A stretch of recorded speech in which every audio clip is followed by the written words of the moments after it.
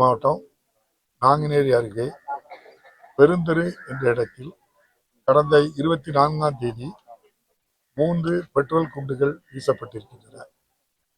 தொடர்ந்து 27ஆம் தேதி திம்மராஜபுரத்தில் மண்ணெண்ணெய்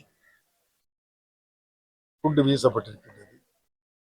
நேற்று பெரும்பத்திலே ரோட்டிலே நின்றவர்கள் யார் என்ன என்று தெரியாமல் 3 இருசக்கர வாகனத்தில் வந்தவர்கள் சரமாரியாக அவர்களை வெட்டியதில் ஒருவர் சம்பவத்திலே 2 இறந்து விட்டார்கள்.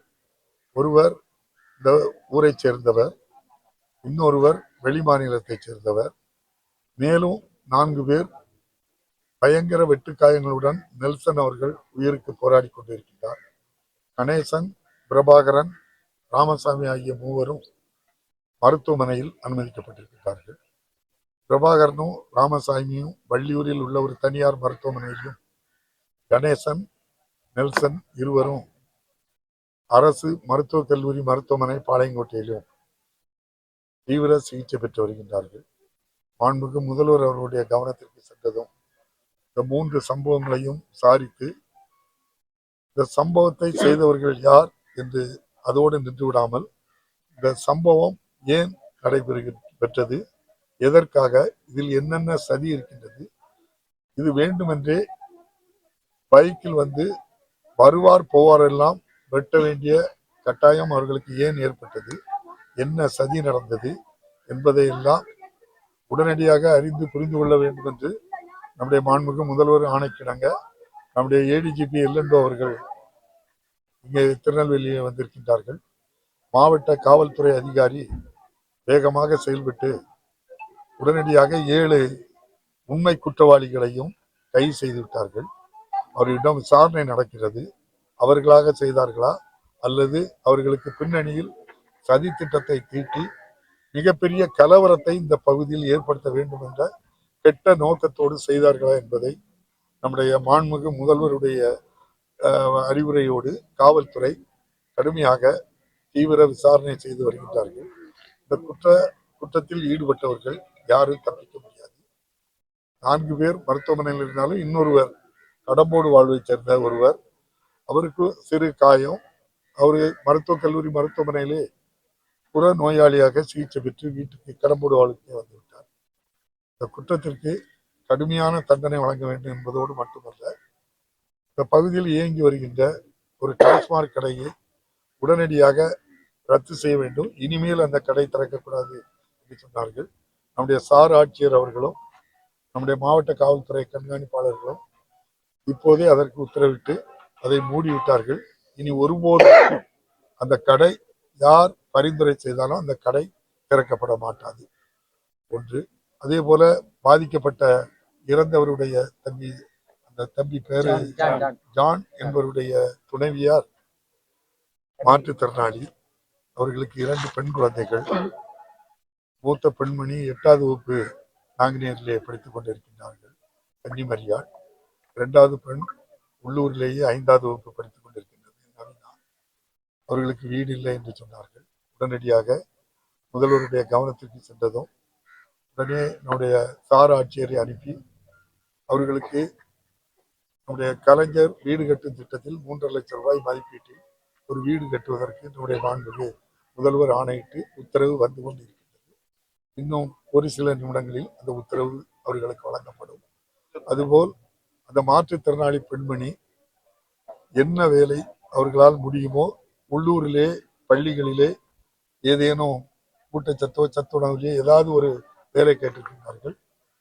ஏற்கனவே சார் ஆட்சியர் அவர்கள் ஆதரவற்ற விதவை என்று அவர்களுக்கு சான்று வழங்கிவிட்டார்கள்.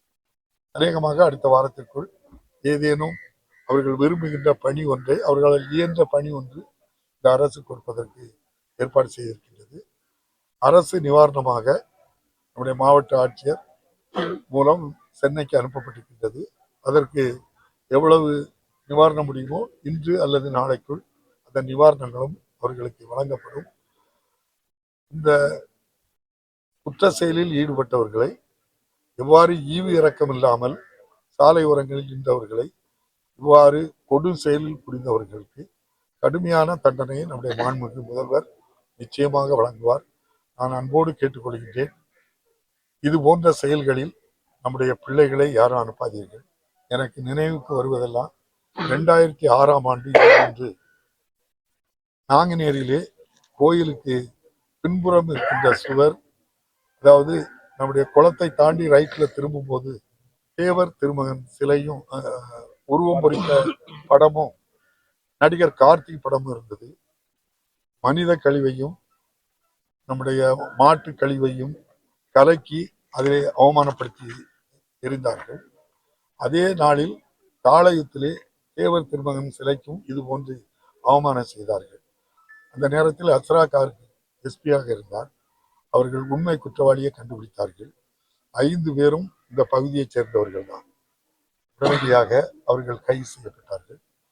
அதே போன்று தாளயத்திலும் 14 பேரும் அதே பகுதியைச் சேர்ந்தவர்கள் தான். திட்டமிட்டு கலவரத்தை தூண்ட வேண்டும் என்பதற்காக தேவர் திருமகனையும் நம்முடைய கார்த்திக் அவர்களையும் எவ்வளவு அவமானப்படுத்தினார்கள்.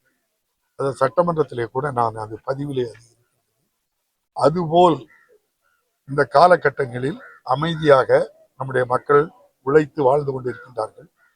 பிள்ளைகளை படிக்க வைக்க வேண்டும் என்ற உயர்ந்த நோக்கத்தோடு முதல்வர் செய்கின்ற உதவியோடு படித்துக் கொண்டிருக்கின்றார்கள். ஆனால் மிகப்பெரிய கலவரம் வர வேண்டும் என்ற கெட்ட நோக்கத்தோடோ இந்த பகுதியில் அமைதி இல்லாமல் ஆக வேண்டும் என்றோ திட்டமிட்டு செய்வதாக காவல்துறையினர் முதல் கட்ட விசாரணையில் கண்டுபிடித்திருக்கின்றார்கள். இவர்கள் 7 பேரோடு மட்டுமல்ல, இதற்கு துணை நின்றவர்கள் யாராக இருந்தாலும் எந்த உச்சத்தில் இருந்தாலும் நிச்சயமாக கைது செய்யப்பட்டு சட்டத்தின் முன் நிறுத்தப்பட்டு நிச்சயமாக நம்முடைய மாண்புமிகு முதல்வர் அவர்கள் சரியான தண்டனையை வாங்கி கொடுப்பதோடு மட்டுமல்ல, இந்த பகுதியில் இனிமேல் இப்படிப்பட்ட சம்பவம் நடக்காத அளவுக்கு முழு பாதுகாப்பும் கொடுக்கப்படும். இந்த பகுதியில் எந்தெந்த பகுதிகளில் இது தொடர்ந்து நடைபெறுகிறதோ, பெருந்தெரு, பெரும்பத்து ஆகிய 2 பகுதிகளிலும் காவல்துறையினர் 24 மணி நேரமும் அவர்கள் பாதுகாப்பாக இருப்பதற்கும் நம்முடைய மாண்புமிகு முதல்வர் அவர்கள் அறிவுறுத்தியிருக்கின்றார்கள். யாரும் அச்சப்பட தேவையில்லை. சட்டம் நம்முடைய மாண்புமிகு முதல்வர் கையில் இருக்கிறது. இரும்பு கரத்தோடு அடக்குவார்கள். தயவு செய்து அன்போடு கேட்டுக்கொள்கின்றேன். இதை எந்த சமூக மக்களும் தங்களுடைய பிள்ளைகளை இது போன்ற செயல்களில் ஒருபோதும் ஈடுபட செய்ய வேண்டாம். உங்களுடைய பிள்ளைகளை படிக்க வைத்து உயர்ந்த இடத்துக்கு அனுப்ப வேண்டும் என்பதுதான் நம்முடைய முதல்வருடைய எண்ணம். எந்த சமூகத்தை சேர்ந்தவர்களாக இருந்தாலும் சரிதான். ஒருபோதும் இதற்கு நீங்கள் துணை போகவும் வேண்டாம். இதற்காக ஆத்திரப்பட்டு எந்த செயலிலும் ஈடுபட வேண்டாம் என்றும் மெத்த பணிவோடு கேட்டுக்கொள்கிறேன். இந்த அரசு இருக்கின்றது, தண்டனையை நிச்சயமாக வாங்கி